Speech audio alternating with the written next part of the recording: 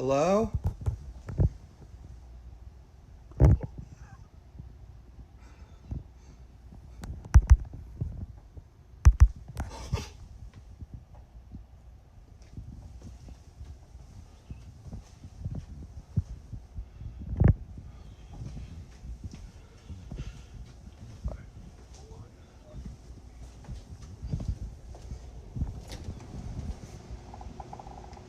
Hello?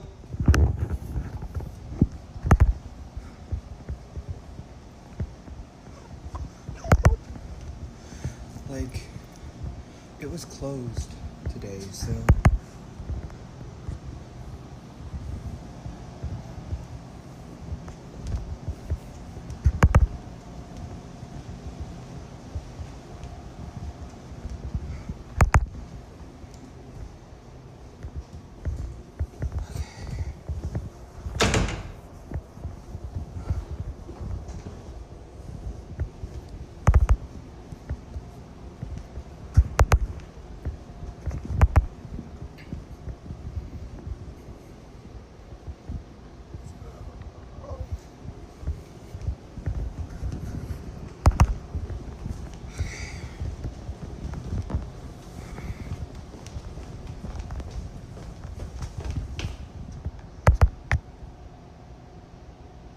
Did it stay open? Whatever.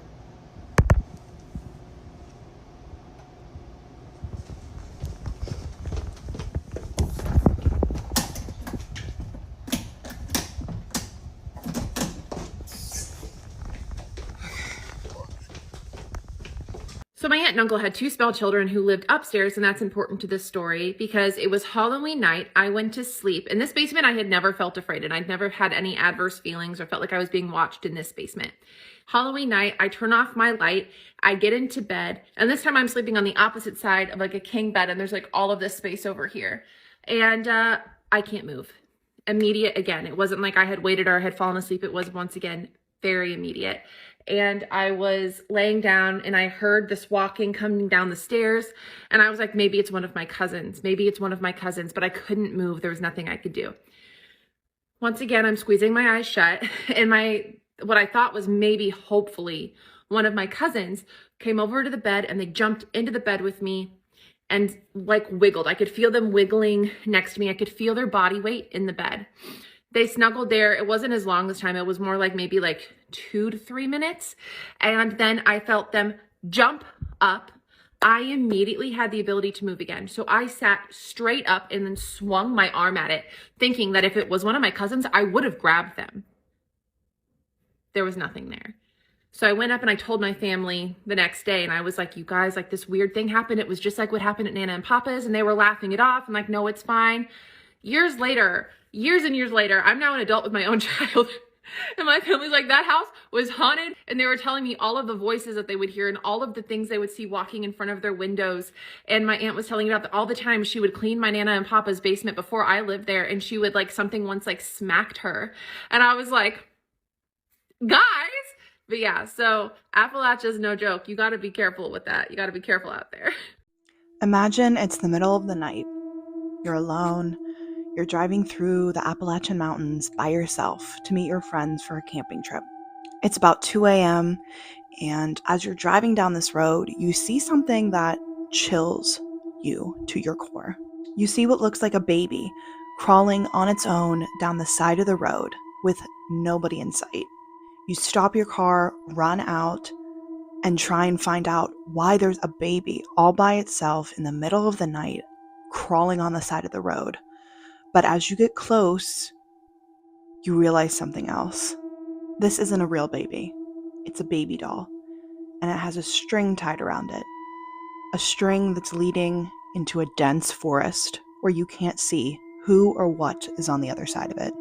Someone deep in the woods is trying to make it look like there is a child in distress so that someone stops to help. So you jump back in your car and you leave. The most terrifying part about this story is that this happened. A woman talks about her experience that she had. Everything I just said really happened to someone. There's no real closure because she got in her car and she left, and I think any of us would do the same. But it's terrifying to think who or what was in the woods with a string tied to a baby doll trying to lure someone in.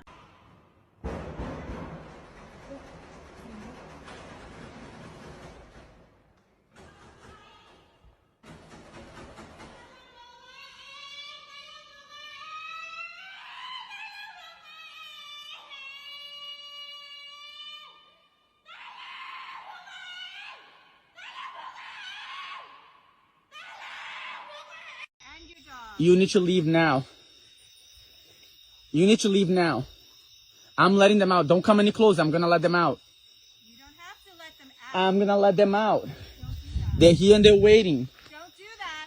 I'm gonna leave. The police has been looking for 4 days now.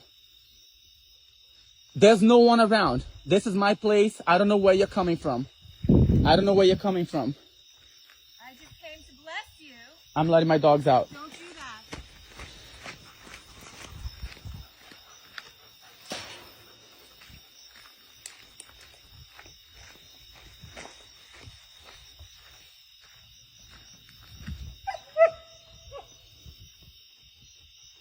She disappeared.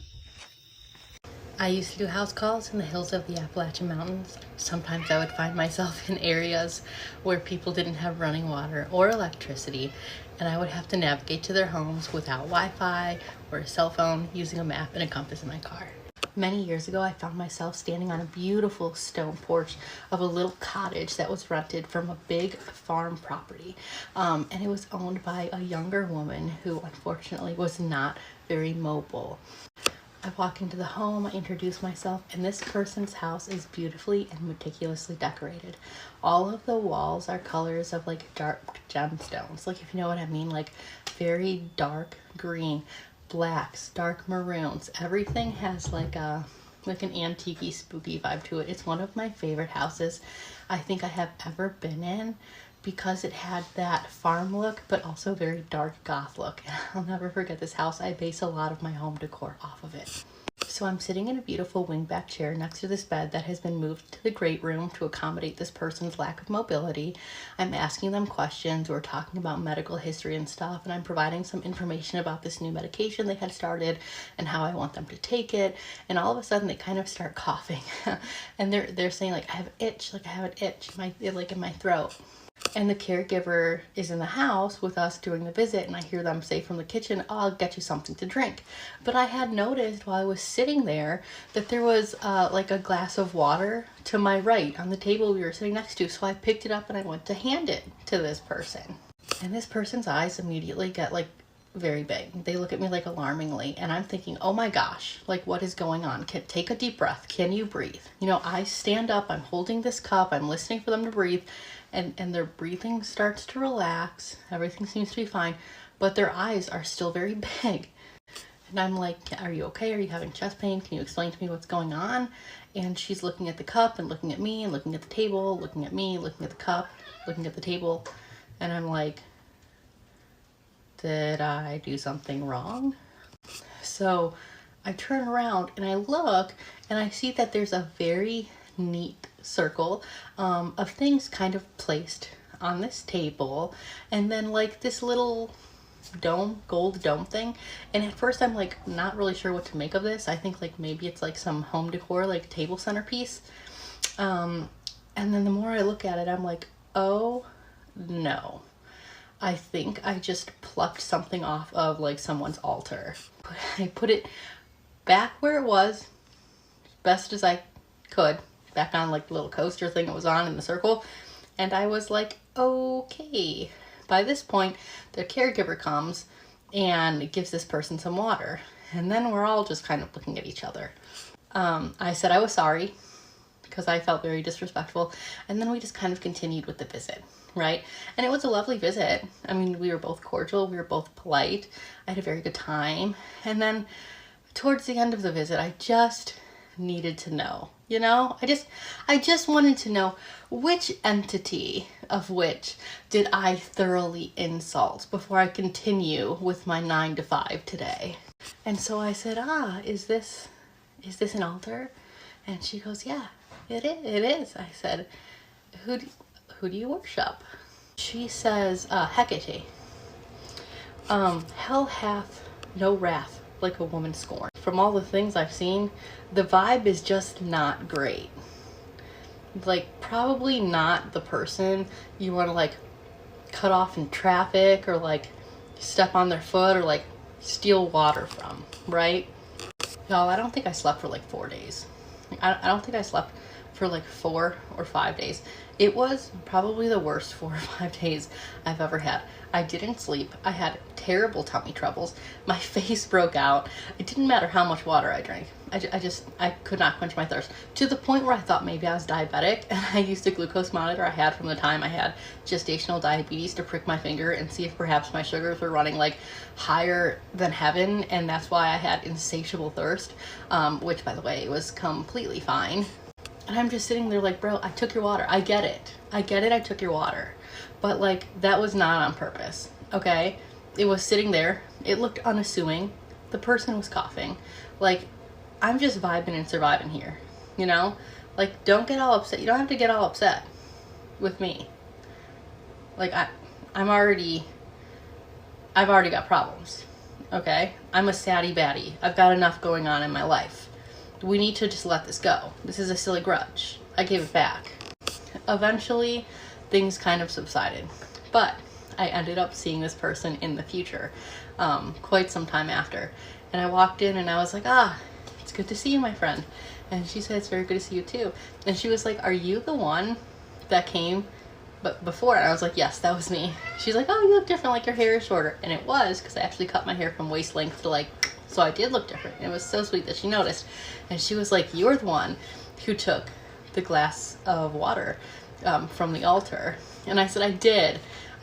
And I had insatiable thirst, no sleep, and very dry eyeballs, and just bad day for like 5 days. As children, we were always told to come home when the porch lights come on. If you hear or see something, no, you did not. And never answer to your name being called when you know you're alone, even if the voice sounds familiar. I was scared of the dark and never much of a rule breaker when it came to the woods, especially at night, and I knew my rules about the woods. But as an adult, I got a little more curious, and I love to take hikes and walks, especially in the Moorhead area. My mom and grandparents who were from the area would always warn me when I went to Lockagee that I needed to be safe and stay vigilant. Lockagee is a popular rock formation near Cave Run Lake, and it's known for apparent cult activity. One day, me and my friend and my second born, who was 2 at the time, were wasting time in Moorhead. My friend had never been to Lockagee, so I told him, let's take a ride up and I'll show you where it's at. As we were driving by Lockagee, I started to tell him about the rumored cult activity that happened there, which led me into talking about another location in the area that was rumored to have cult activity. This place is called Clack Mountain. He said, well, while we're out, why don't we just drive there too?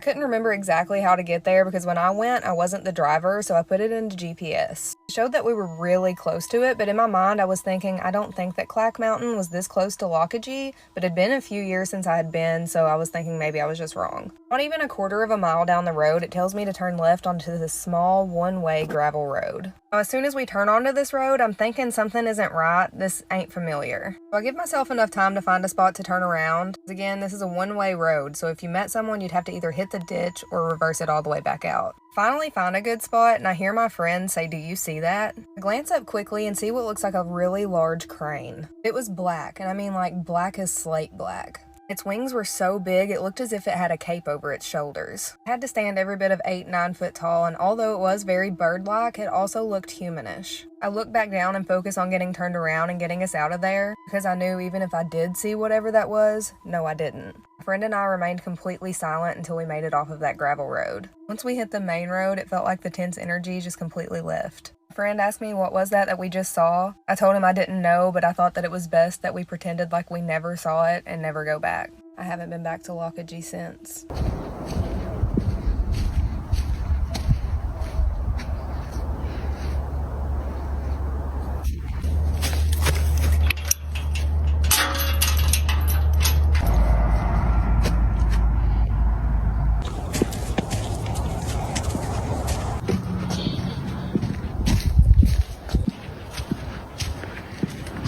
Jesus loves me, this I know. Bye bye, see you tomorrow.